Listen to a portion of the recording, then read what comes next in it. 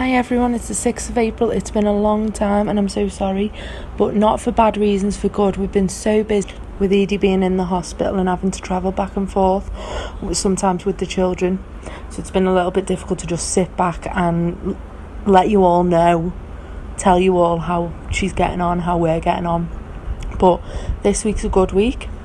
Late Wednesday evening, we got the discharge papers for Edie to come out of hospital, and we got to bring our baby back home to the apartment with her brother and sister, and we're so happy, we're so pleased. It's the best place for her right now. Obviously we wish we could be back home, but that's not possible with the special treatment that she needs for the tumour.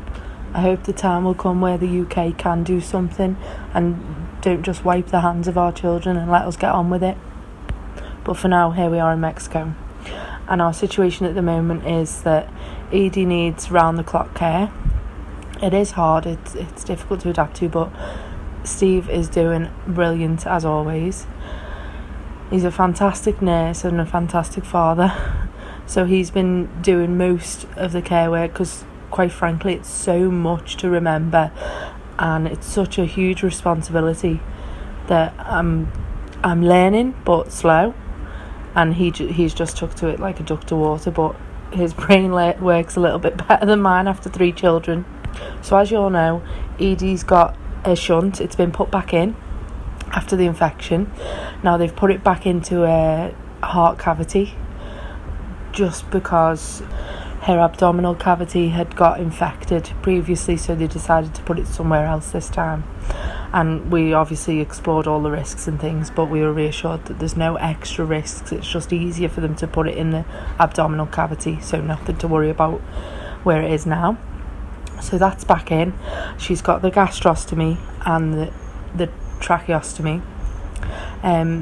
At the moment they're only temporary, but they could be long term. We can't pin our hopes on, it's been 2 months, it's time for it to go. No, we just don't know yet. It could be that she has them both for life, but we really hope not. The gastrostomy is actually helping us a lot because we know how much food she's getting. We can easily give her medications. Some of the medicines previously that she was taking orally when she could swallow, they're not very nice, and she's only 3 years old, so it's a lot to ask of a 3-year-old to swallow so many pills in a day. And we were trying to think of different things to try and get it, like yogurt, Nutella, but this way we can just directly give it to her and we know how much she's actually had. Neve and Len have really handled this so well.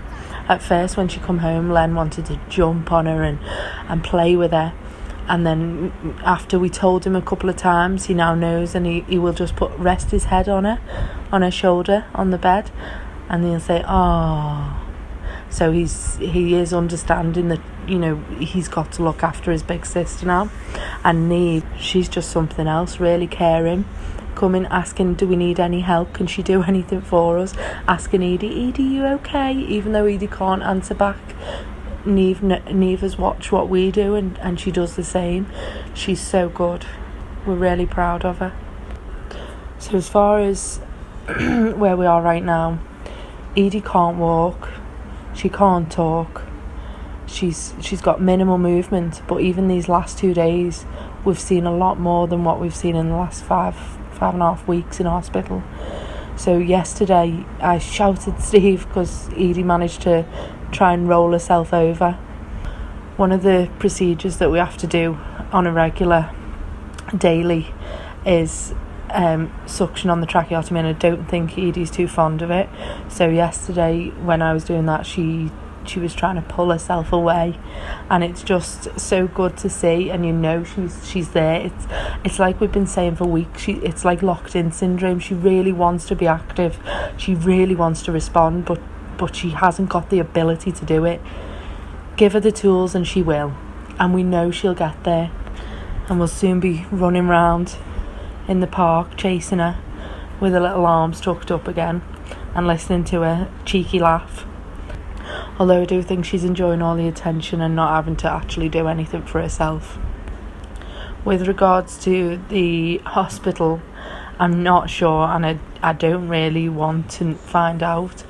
the total that we paid over these last 5.5 weeks, but I do know our final bill was 31,000 and something pounds. On one hand, we're so pleased and so happy that she's being discharged, but then we get handed an invoice for, more than my annual salary. We can't let that get us down and ruin a positive day, so we focused on the fact that Edie is home. And you know what, we've got all of you to thank that we've been able to manage these payments. There's been, the last few weeks, everyone back home and in other parts of the world have really stepped up. There's been weeks that we've seen like £15,000 coming in, and for us it just takes so much pressure off. We can focus on Edie and we can relax a little, because there are times when, it might seem like a lot, and it is a lot to us when we see £2,000 in donations a total a week. But then when we see the bill that we're hit with, you feel like you're swimming against the tide, like constantly trying to tread water. So now that she's out of hospital, we don't have those daily bills, and it's a massive step in the right direction. If the fundraising can continue how it has been, we will have the security in not so long of so many treatments behind us in Edie's bank account. We hope that she's not going to need too many treatments here, but the reality is that we have got to be sensible. We have got to be realistic.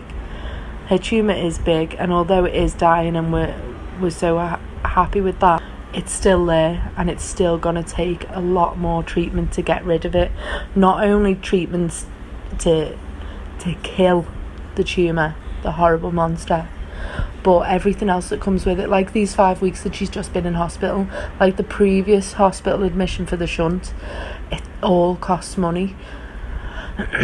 we only wish that we could do this in the UK with our NHS, just like the families from other countries that do have health insurance in their countries, but they don't support them to come abroad and treat this.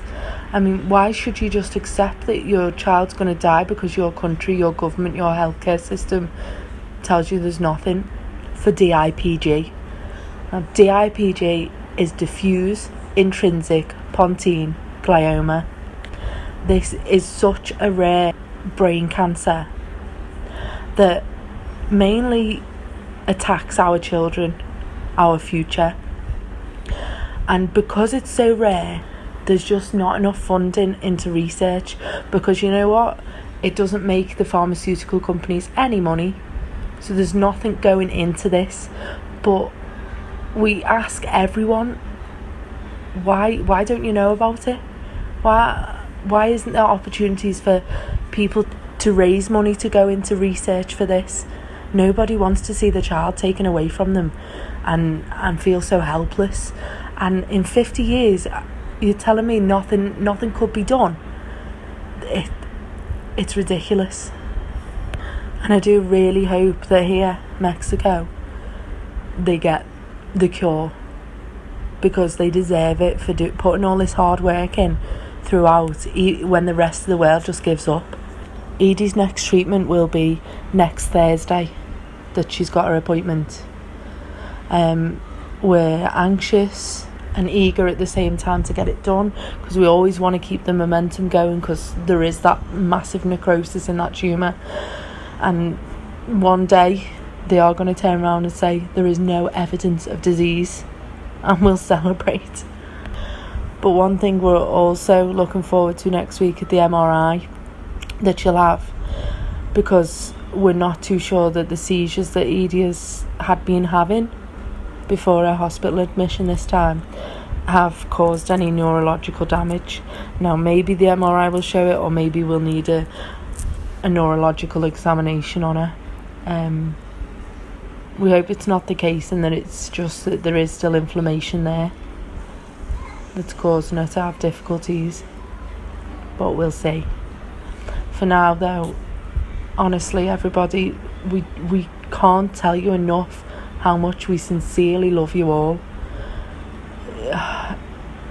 You are getting us through this.